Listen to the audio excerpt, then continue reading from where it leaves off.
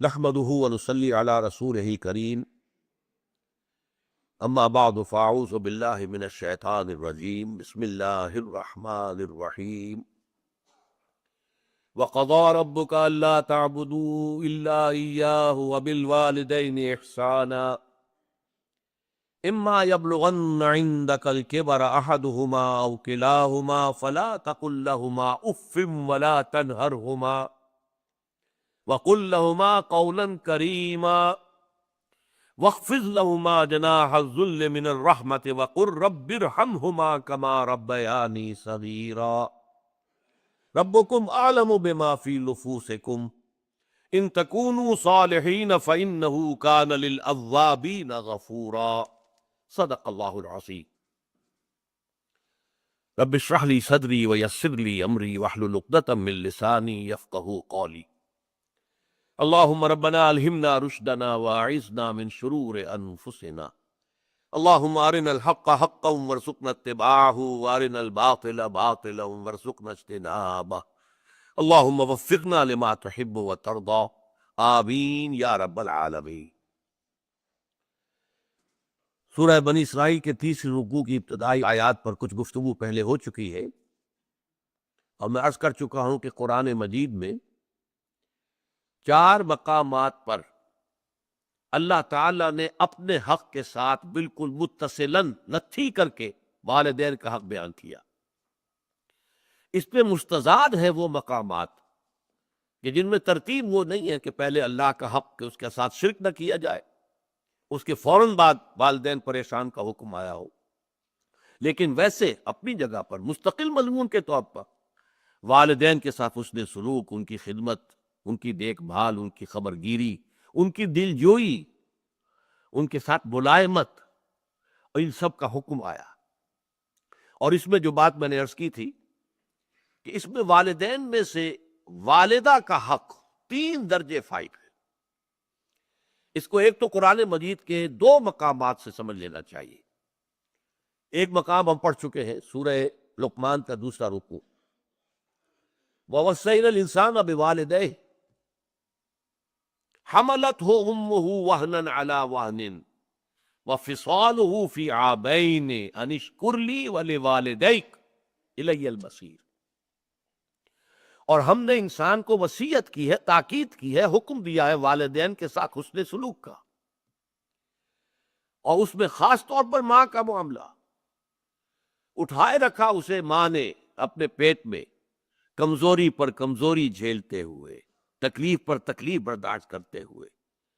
کیا کچھ بیتتی ہے عورت پر حمل کے دور میں، شروع میں تو نہیں، لیکن جو آخری ایام ہوتے ہیں، آخری چند مہینے جو ہیں، ان میں اس کا بڑا جو ہے پورے وجود جو ہے اس کے اوپر اس کا گہرا اثر ہوتا ہے۔ حملتہ امہ وہنا علی وہن، کمزوری پر کمزوری برداشت کرتے ہوئے، وفصالہ فی عامین، اور پیدائش کے بعد 2 سال تک وہ جوک کی طرح چمٹا رہتا ہے اس کی چھاتیوں سے، اور دودھ کی شکل میں عورت کے جسم کی توانائی جو ہے در حقیقت وہ منتقل ہو رہی ہے، ماں کے جسم کی توانائی منتقل ہو رہی ہے بچے کے جسم کو۔ اور 9 مہینے جو پیٹ میں رہا ہے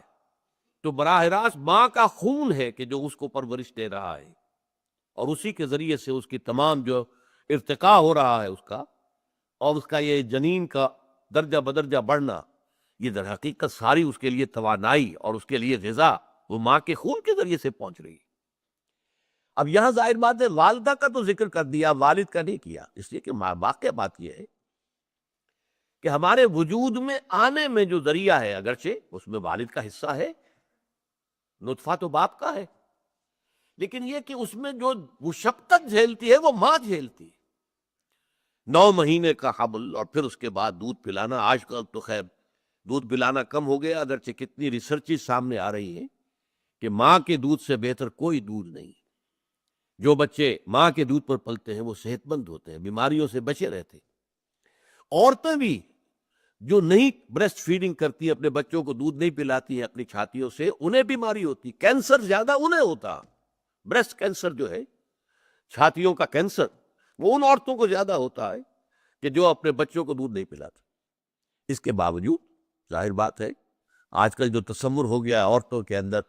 اپنے جسمانی چستی کو برقرار رکھنا،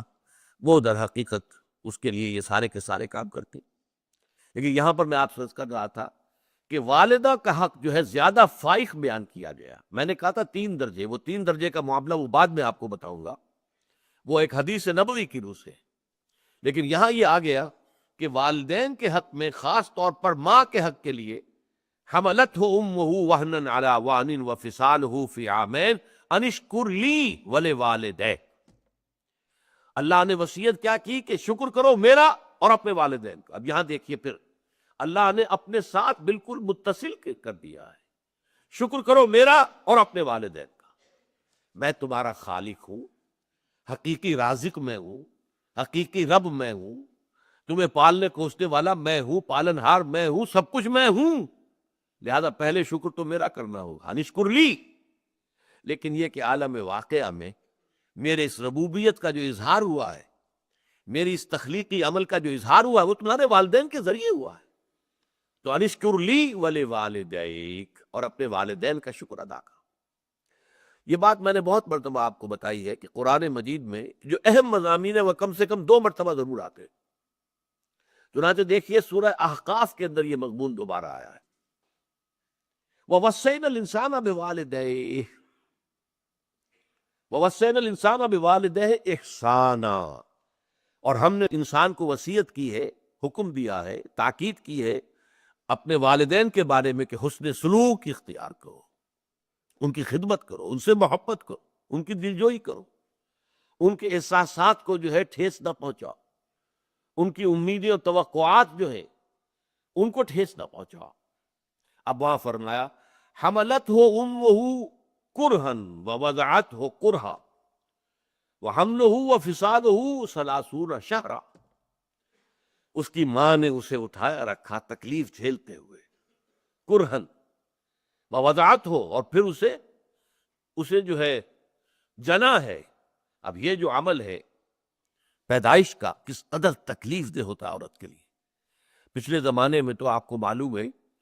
کہ عورت کا وضع حمل کے بعد زندگی کو سمجھا جاتا تھا کہ نئی زندگی ملی ہے، اس درجے یہ پرخطر معاملہ ہوتا تھا۔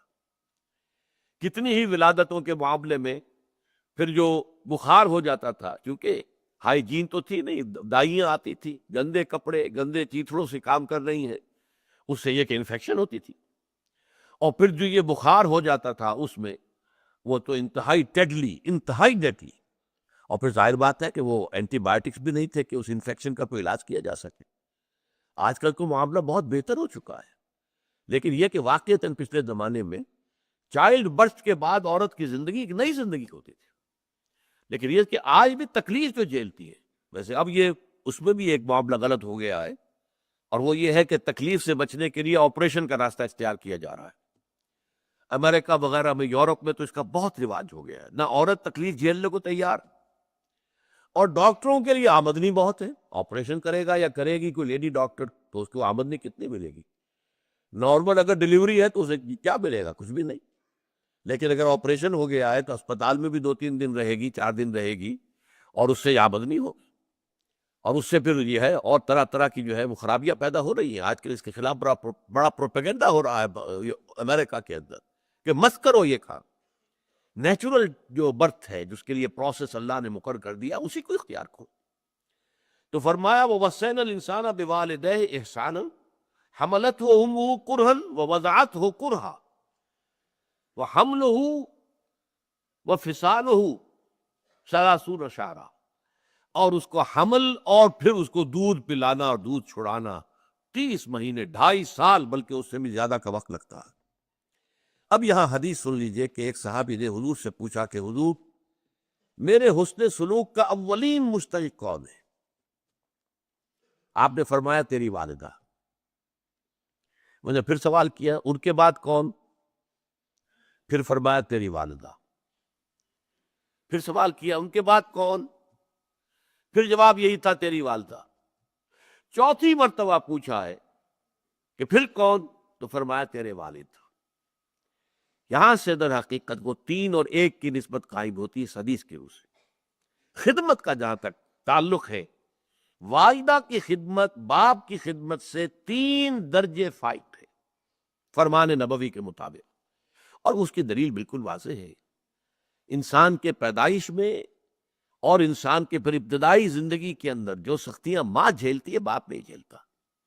باپ کے لیے وہ مصیبت نہیں ہے۔ اور قرآن مجید کا اور اسلامی شریعت کے یہ توازن ہے، یہ واقعتاً یہ ہے کہ یہ انسانی معاملہ نہیں ہو سکتا، ایسا توازن پیدا کرنا۔ قانونی اعتبار سے باپ ماں سے فائٹ ہے، اولاد باپ کی شمار ہوگی، طلاق کی شکل میں باپ حقدار ہے اولاد کا کہ اس کے پاس رہے۔ ہاں بالکل چھوٹے بچے ہیں، اس کی صحیح پرورش نہیں ہو سکتی تو کچھ عرصے کے لیے والدہ کے پاس وہ رہ سکتا ہے بچہ، یا رہ سکتی ہے بچی، لیکن یہ کہ اصلاً والد کا ہے، والدہ کا نہیں۔ قانوناً حق جو ہے باپ کا فائق ہے، لیکن حسن سلوک، خدمت، ادب، کندھوں کو جھکانا، دلجوئی کرنا، اس میں ماں کا حق جو ہے باپ سے 3 درجے بھائی۔ اس کے علاوہ وہ حدیث کہ الجنت تحت اقدام الامہات،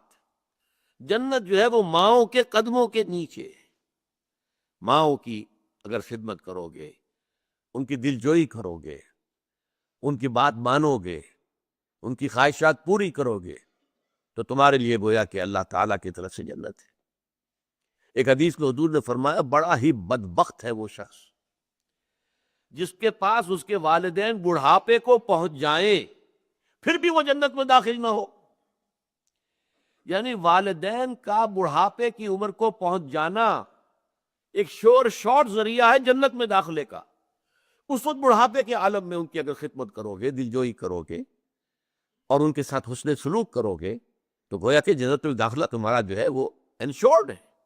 پختہ ہے۔ تو بہت ہی بدبخت ہوا وہ شخص جس کے والدین اس کے پاس بڑھاپے کی عمر کو پہنچی اور پھر بھی وہ جنت میں داخل نہ ہو۔ تو جیسا کہ میں نے عرض کیا تھا کہ سورہ بنی اسرائیل کی یہ آیات جو ہے، ویسے تو یہ مضمون قرآن مجید میں بہت مرتبہ آیا ہے،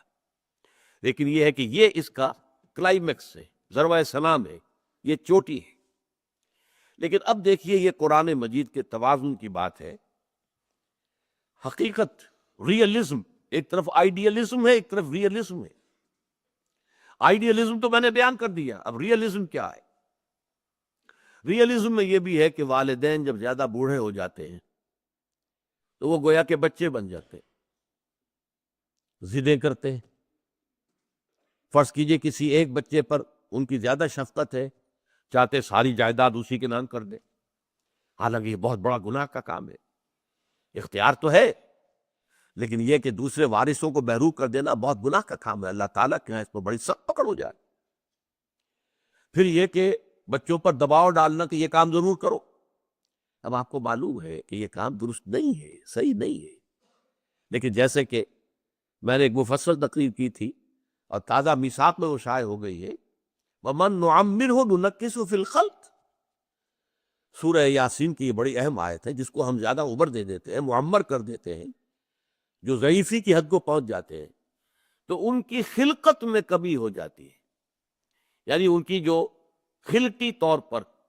جو ان کے اندر صلاحیتیں ہوتی ہیں، قوتیں ہوتی ہیں، ان کی ذہنی صلاحیتیں ختم ہو جاتی ہیں۔ ایک تو خاص عمر وہ ہے جسے ارذل العمر کہا گیا ہے، لیکن لا یعلم من بعد علم شیئا، یادداشت میں تو کمی ہونی شروع ہو ہی جاتی ہے، سبھی کی کمی ہوتی ہے۔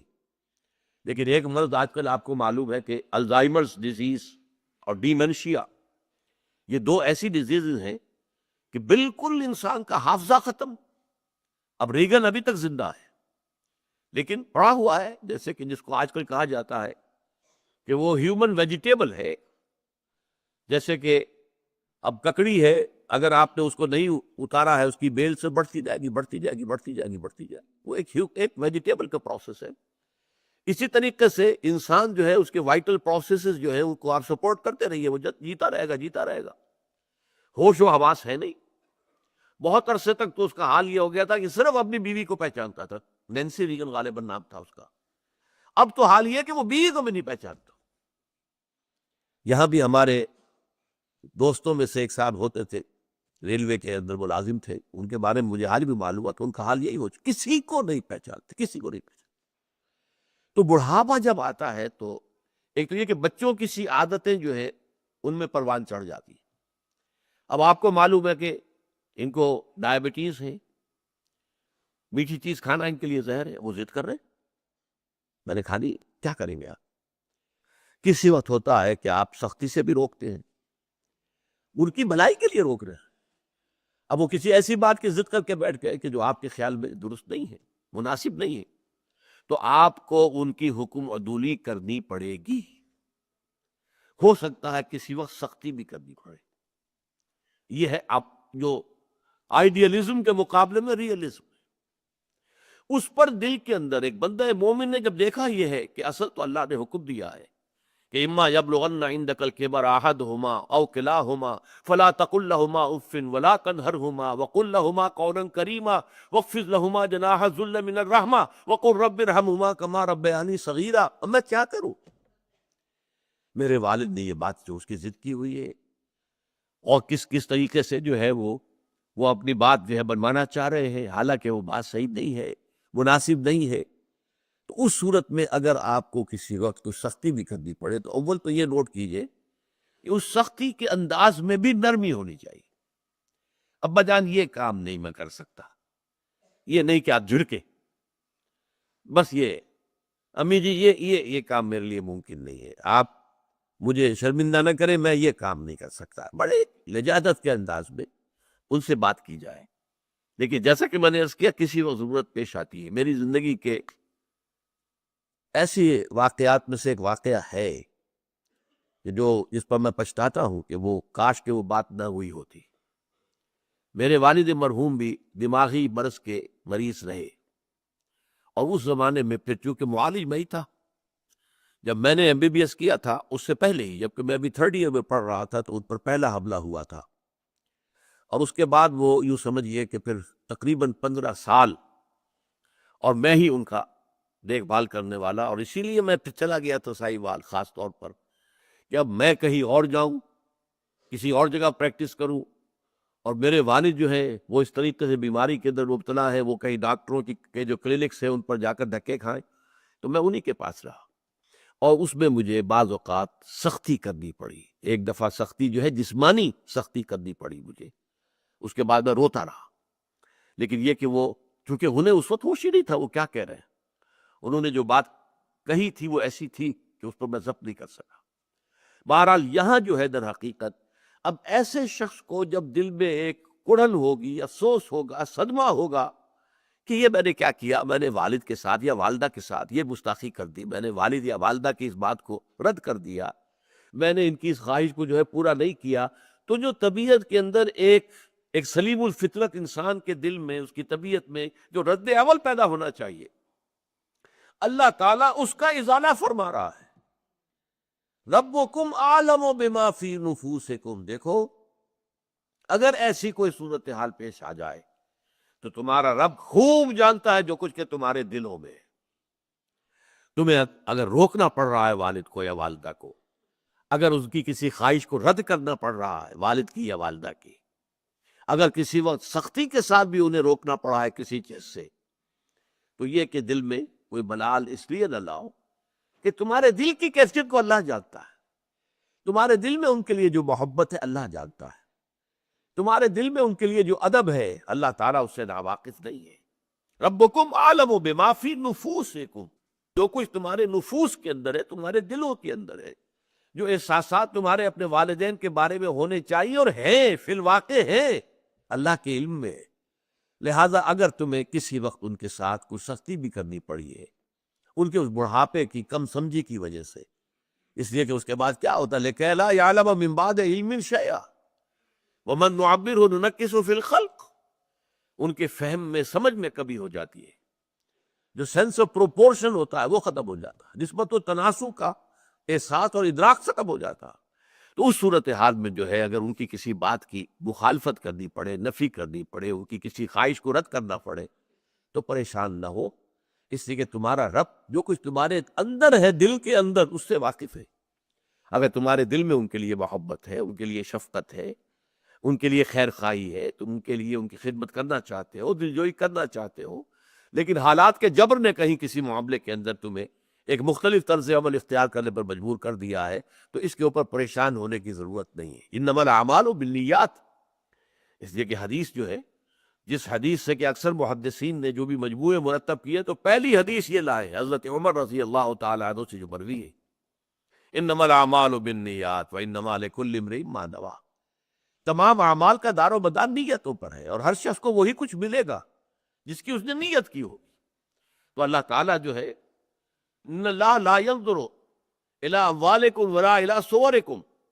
ولكن ينظر الى قلوبکم واعمالکم، اللہ تمہارے اموال کو نہیں دیکھتا، تمہاری صورتوں کو نہیں دیکھتا، تمہارے دلوں کو دیکھتا ہے اور تمہارے اعمال کو دیکھتا ہے۔ تو اللہ تعالیٰ کی نگاہ تمہارے قلب پر ہے۔ ربکم اعلم بما فی نفوسکم ان تکونوا صالحین،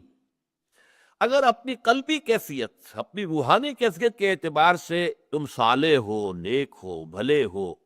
اللہ کے حکم کا لحاظ کرنے والے ہو، والدین کی ادب اور خدمت کرنے کے پورا ارادہ اور جذبہ اپنے اندر رکھتے ہو، ان تکونوا صالحین فإنہ کان للأوابین غفورا، تو جان لو کہ اللہ تعالی جو رجوع کرنے والے لوگ ہوتے ہیں ان کے لیے بخشنے والا ہے۔ یہ پچھلے ہمارے درس میں آپ کو یاد ہوگا، میں نے توبہ کے ضمن میں عرض کیا تھا، تابا یتوب توبن و توبتن، اور آبا یعوب و اوبت، یہ دونوں بہت قریب ہیں۔ توبہ پلٹنا، لوٹنا، گناہ کو چھوڑ کر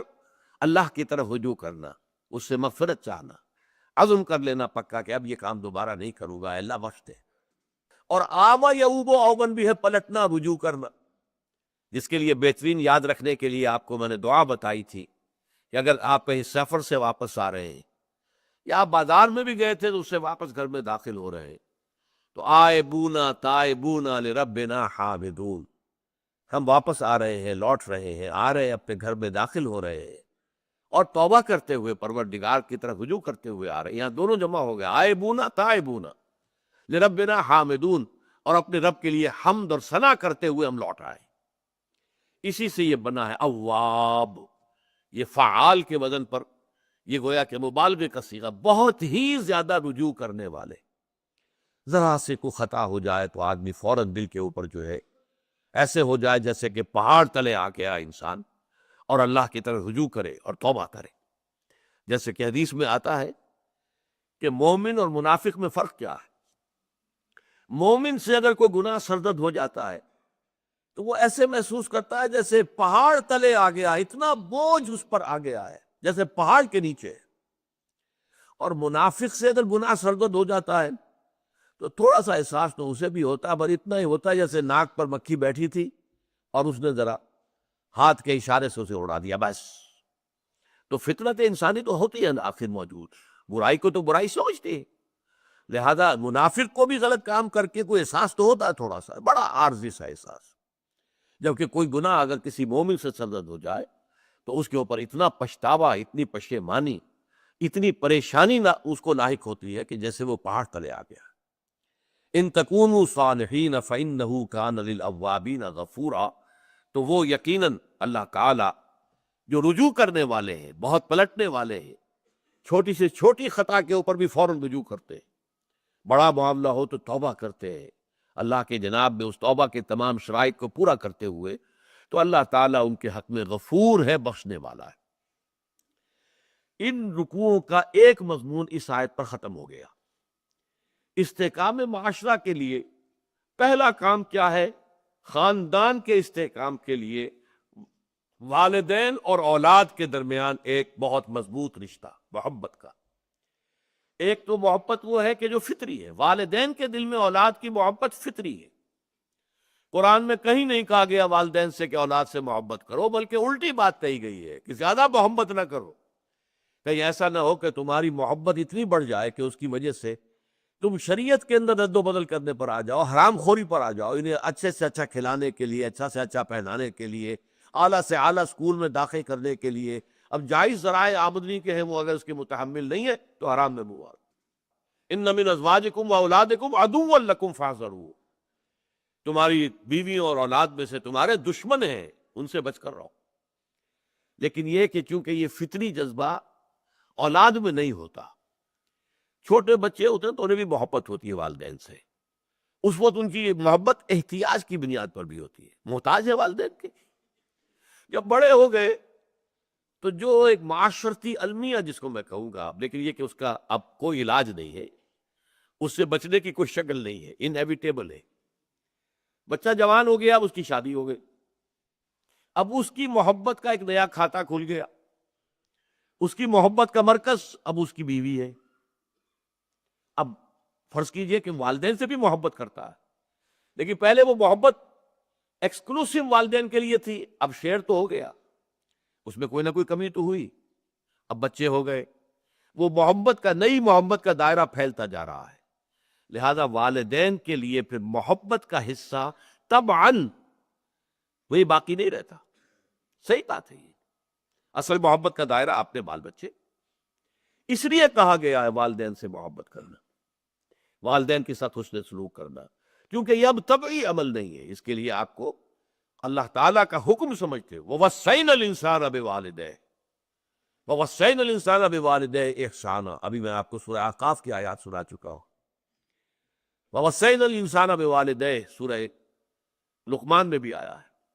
اور کتنی جگہ پر قرآن مجید میں اللہ تعالیٰ نے اپنے حق کے ساتھ جوڑ کر اپنے والدین کا حق جو اس کو بیان کیا ہے۔ تو یہ در حقیقت اصلاح معاشرہ اور استحکام معاشرہ کا ایک چیپٹر ہے کہ جو ان آیات پر ختم ہو رہا ہے۔ وہ یہ ہے کہ والدین کے بعد رشتہ داروں کا ایک دائرہ آتا ہے، ذل قربا، ذوی القربا، وہ لوگ کے جو قرابت دار ہیں، ان کے ساتھ حسن سلوک، یا معاشرے کے جو محروم طبقات ہیں، للسائل والمحروم، ان محروم طبقات کا خیال کرنا، یہ گویا کہ دوسرا دائرہ ہے۔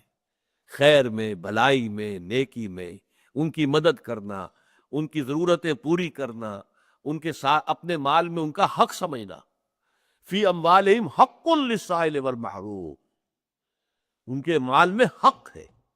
یہ دوسرا ہے جس کے اوپر خاصی تفصیلی گفتگو انشاءاللہ تعالی ہوگی۔ بارک اللہ لی ولکم فی القرآن العظیم ونفعنی وإیاکم بالآیات والذکر الحکیم۔